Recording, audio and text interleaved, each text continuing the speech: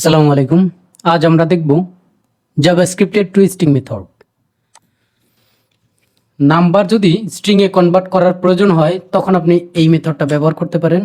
Late number equal to 15 নিলাম, আমি একটা নাম্বার নিলাম, দেন আমি কনসোল ডট লগ লিখে নাম্বার ডট টুইস্টিং লিখে দিয়ে ফাংশনটা যদি আমি রান করি তাহলেই কিন্তু আপনারা দেখতে পাবেন। এটা কিন্তু আপনারা সাধারণত জানেন যে নাম্বার ইয়েলো কালার আসে, বাট স্ট্রিং হোয়াইট কালার আসে। নোট ইন্ডেক্স ডট জেএস, দেখুন হোয়াইট কালার চলে আসছে, তার মানে এটা স্ট্রিংয়ের নাম্বার।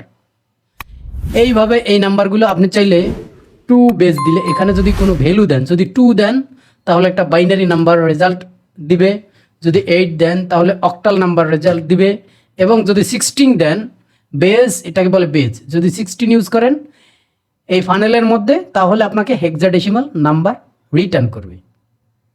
ধন্যবাদ, আল্লাহ হাফিজ।